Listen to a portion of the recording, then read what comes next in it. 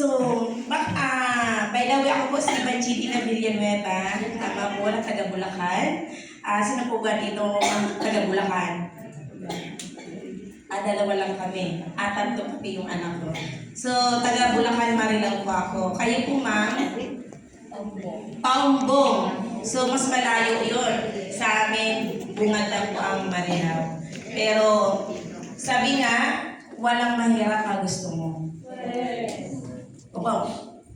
Nung ako po nag-start dito, bali po, umuwi ako ng Marilao to Mura po. Commuter po ako. Dumating po sa time na yung jeep po dyan sa Bagong Silang, binabato. Isa po ang nabato. Sabi ng asawa ko, sige lang, pumunta ka pa ng MUA. Ayan, so, nung nag-start ako sa na 2017 po. Okay, so, bakit ngayon, ako po'y bumalik noong July lang po. Bakit merong pagbabalik? Ayan. So, kung tayo mga leaders, kung naghahanap kayo ng iba pang kumpanya, huwag na kayong maghanap. Dahil wala kayong makikita na tulad ni Riway. Lahat ng bagay, pero wala namang perfect. Tama ba? Yes. Tapos sasabihin natin mahirap. Meron bang madali? Wala. Pag matulog ka, madali ba? Mahirap din. Kinabukasan, tulog ka ng tulog, problema mo andun pa rin. Tama? Yes. Nakaupo, mahirap din. Tama? Lahat mahirap. Kaya walang madali. Tama? Yes. So, walang dahilan kung nais natin magbago ang buhay natin. Lahat naman nais natin guminhawa ang buhay. Pero siguro dito may mga ilan na maginhawa na, pero may mga purpose yan. Tama? Pero dahil tayo nagkakaedad, yan. So, ito po kung bakit po ako nandito kay Riway. So, nagkaroon po akong Bell's palsy. Apo. So, papasalamat ako sa aking sponsor, ang aking angel na si Cyril Gamas. Acknowledge ko lang po na siya nag-share. Kaya pasalamatan natin, lalo na yung mga bago dito. Yung nag-share sa inyo na pinilit kayo, kinaladgad kayo, o kaya na pilitan kayo dahil sa iyong kaibigan, mahal kayo niya. Hindi dahil pagkakapirahan kayo, kundi gusto nilang tulungan kayo. Nung ako po may Bell's palsy, sabi ko, kasi ako po, sabi ng ating speaker, raketera po talaga ako. Buhay, patay, bibenta ko. Alam niyo po yung sa patay. Alam niyo na yun. Ayun naman sa buhay. Nasa Waters Philippines ako before, 5 years ako, pero hindi ko nakita o hindi ko na-experience ko sa Riway. So, ano bang naging experience ko kay Riway? By the way, dahil sa Bell's palsy, 3 days lang po. Actually, madali lang naman ang Bell's palsy. Pero po, siguro a month bago bumalik. Dahil nasa sales ako, sabi ko, nakakahiya naman. Nagbebenta ako o nag-share ako ng produkto ko na ganun ang aking mukha. Tama? Yes. Pero sabi nung na-share sa akin, 3 days lang. Pag sinabi pong stem cell, ano po ang naririnig natin? O ang masasabi natin? Mahal. Tama ba? Lalo na may idea about the stem cell. Sasabihin, ay, mahal. Pero tandaan po natin, ano ba ang mas mahal natin?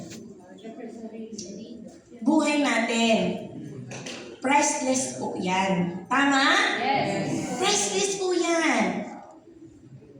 Kaya mas pahalagahan natin yung ating buhay. Kasi bakit? Pag malusog ka, yung pera, madaling mangyayang. Dahil malakas ka. Tama? Yes. Kung raketera ka, lagi kang may pera kasi raketera. Tama?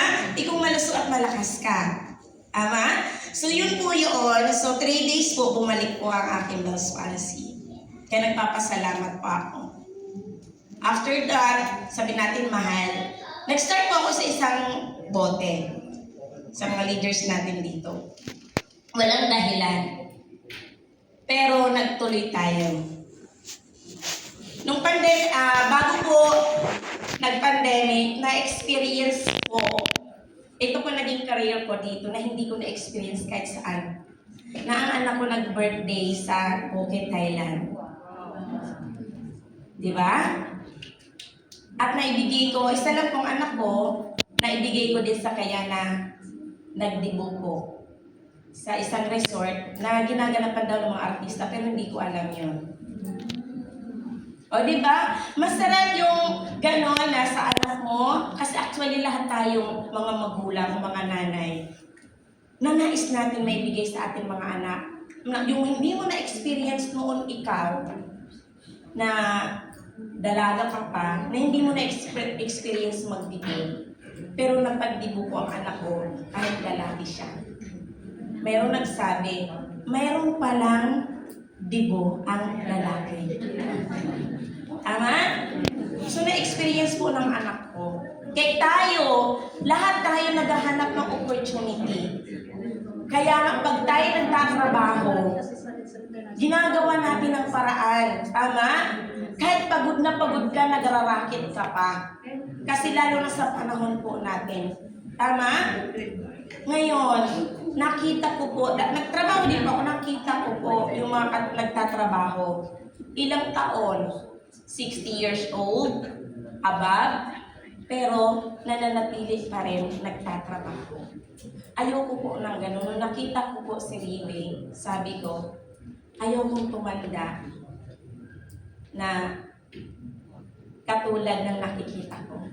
Kasi pagdating ng panahon, kung ang anak mo may hanap buhay at magandang buhay niya, ikaw,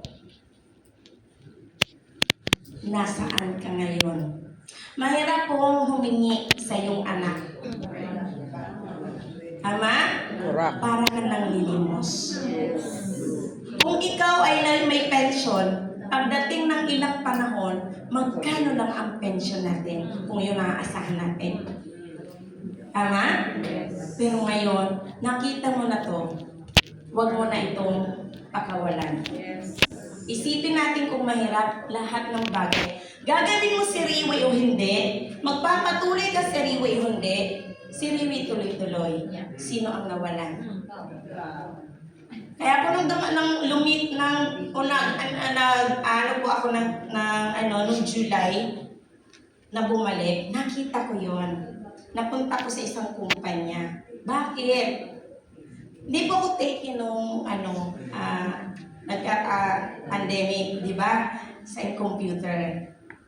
Nagharap ako ng paraan dahil may natakot ako. Pero ang anak ko, dahil ayaw niya sa Riwe, dahil nakikita niya, 17 years old kasi nung anak ko, sabi niya, wala man ako nakikitang katulad niya. Lahat merong mga young at heart. Yan, young at heart po, no? Sabi ko, mami, sabi niya, sige, maghanap ka ng iba. Dahil sa kagustuhan ko makatulong sa kanya, si Riwe, yung career ko sa Riwe, sinet aside ko po. Ang maganda naman po dito, yung anak ko, na-develop siya. From 19 years old, magsimula siyang nag-network o kaya sabihin natin, nag-business sa isang company. Ngayon po, 24 years old, 25 years old, kasama ko na siya. Bumalik ako sa Riwe. Ito po ang maganda sa Riwe. Pwede mong balikan. Pero, kung may nais ka na umalis o naghanap ka ng ibang opportunity, sasabihin ko sa iyo, huwag mo nang gawin. Huwag maging katulad ko. Dahil noong 2017, ngayon po pagbalik ko, nag-scratch po ako. Nagsimula po ako sa simula. Kasi kung pupunta ka sa ibang company, magsisimula ka din. Correct.